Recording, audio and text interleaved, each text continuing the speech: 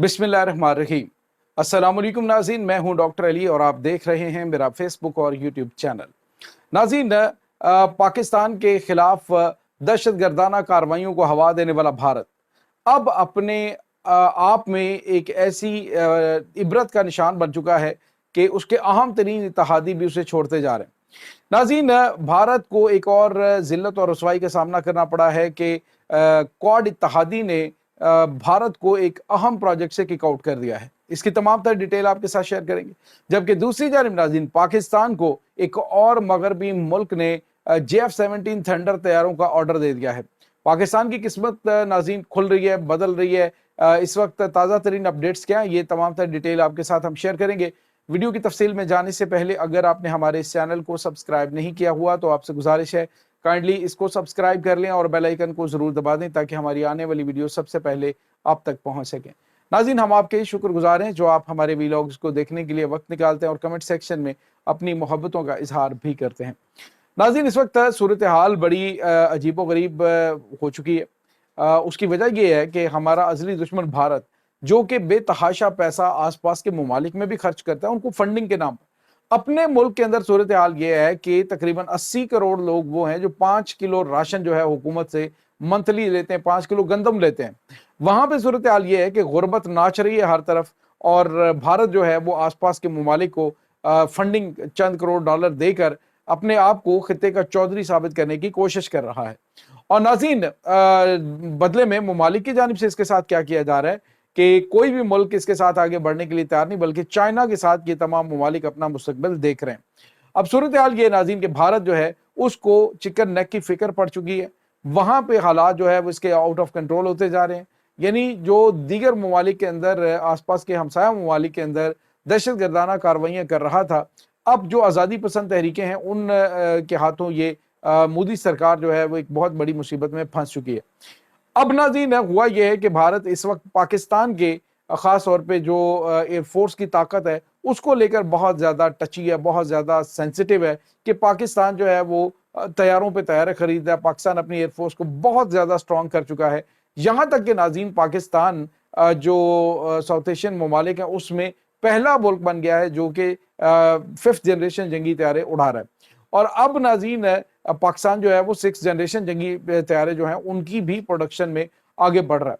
तो एक तरफ ये सब चल रहा है, जबकि भारत जो है वो कभी अमेरिका से तरले मिन्नतें करता है, जी मुझे जो है वो 5th जनरेशन जंगी तैयारे दे दें, कभी किसी की मिन्नतें कभी किसी की, लेकिन अभी तक मामलात उसके कंट्रोल में नहीं है। अब उन्होंने कहा जी कि जो लॉकहीड मार्टिन का बनाया हुआ अमरीकी जंगी तैयारा है 5th जनरेशन, उसके अंदर एक जो मतलब लॉक स्विच होता है, वो जो डेड लॉक है वो किसी वक्त भी जंग के दौरान भी इनकी स्विच ऑफ करने से इनके तैयारे वहीं के धरे रह जाएंगे। तो F-35 डील जो है उसको भी कैंसिल करता हुआ भारत दिखाई दे रहा है कि हालांकि उन्होंने भी डील की नहीं है इनके साथ, लेकिन ये इसको चाह रहे हैं कि क्योंकि ये बहुत महंगा तैयार है तो बाकी उसके अंदर जो इस तरह के फीचर हैं ये बड़े खतरनाक है भारत के लिए। तो किसी वक्त भी ट्रंप का अगर मीटर शॉर्ट होता है तो आप समझ लें कि जंग के दौरान भी अमेरिका की जानिब से ये जो स्विच है इसको ऑफ किया जा सकता है।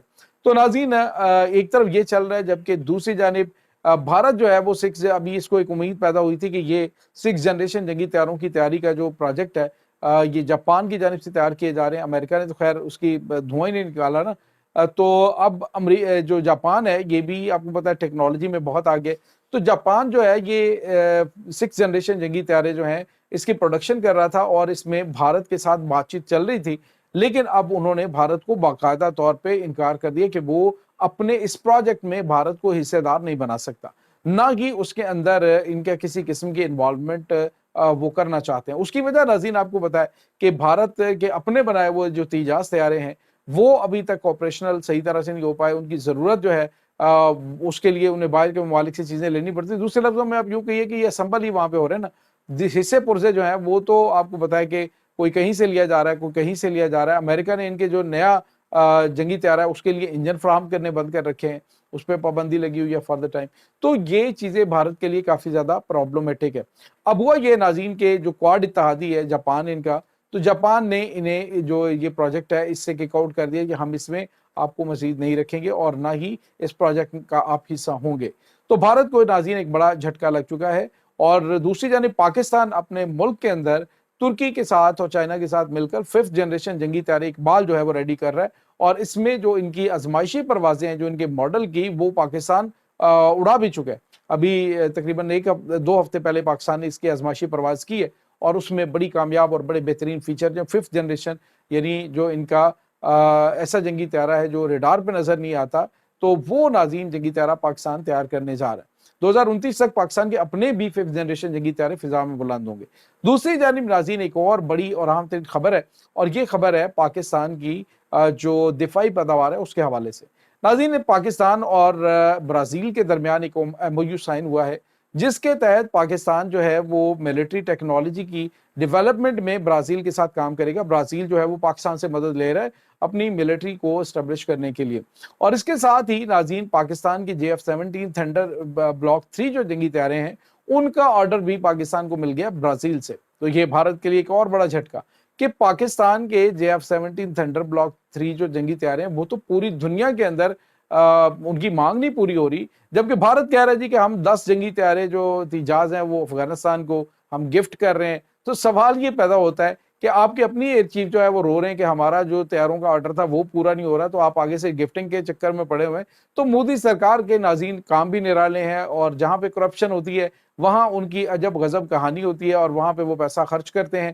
اب خود بھارتی جو ہے وہ سر اٹھا چکے ہیں اور پوچھ رہے ہیں اسے سوال، لوک سبھا کے اندر پوچھا جا رہا ہے کہ تمہاری اتنا پیسہ جو ہے، پاکستان کا پورا اتنا بجٹ نہیں ہوتا جتنا بھارت کا دفاعی بجٹ ہوتا ہے، لیکن اروناچل پردیش کے اندر جو ہے وہ چائنا 4000 کلومیٹر کا علاقہ اپنے قبضے میں لے چکا ہے، اور بھارت نے وہاں پہ چون نہیں کی، اور نہ ہی کوئی جسٹیفیکیشن دی ہے۔ راہل گاندھی بار بار پوچھ رہے ہیں نریندر مودی سرکار سے کہ قوم کو حقائق بتائے جائیں، اور بتایا جائے کہ آخر بھارت اس قدر مجرمانہ خاموشی کیوں اختیار کیے ہوئے ہے، کیوں نہیں اس پہ قوم کو بتایا جا رہا ہے کہ چین جو ہے وہ وہاں پہ اپنی ٹیریٹریز، اپنی آبادیاں قائم کر چکا ہے، اور عملی طور پہ اور اروناچل پردیش کا جو علاقہ جس پہ چائنا کا حق تھا وہ واپس جا چکا ہے۔ امریکی محکمہ دفاع پینٹاگون نے بھی ناسا کی جو سیٹلائٹس ہیں اس کے ذریعے جو امیجز ان تک پہنچائے اور ان کو بتایا کہ چائنا وہاں پہ اپنی کالونیاں بنا چکا ہے، تو اس پر بھی بھارت کی جانب سے کوئی رد عمل نہیں دیا گیا۔ تو یہ ناظرین اس وقت صورتحال چل رہی ہے۔ یہ چاہتا ہے کہ چائنا کے ساتھ اپنے معاملات کو بہتر کرے، اور آس پاس کے جو ممالک ہیں ان کے اندر اپنا جو ہے وہ اپنی جو کاروائیاں ہیں توسیع پسندانہ ان کو جاری رکھے۔ اب دیکھیں بنگلہ دیش کا معاملہ ہے، بنگلہ دیش میں اب بھارت کا سارا جو گیم پلان ہے وہ فلاپ ہو چکا ہے، جو اس نے گیم بنائی تھی وہ ساری کی ساری اس کی ختم ہو چکی ہے، اور بنگالی جو ہیں وہ اب سر اٹھا کے کھڑے ہیں ان کے سامنے، اور یہ ان کا کچھ بھی نہیں بگاڑ پا رہے، بلکہ انہوں نے ایسا بار کر دیا کہ بھارت جو ہے اس پہ تلملا اٹھا ہے کہ آخر بنگلہ دیش کر کیا رہا ہے۔ اس نے چائنا کی بیس بنانے کا اعلان کر دیا ہے، پاکستان کو وہاں پہ پاکستانی فوج کو وہاں پہ ڈپلائی کرنے کا فیصلہ کر لیا۔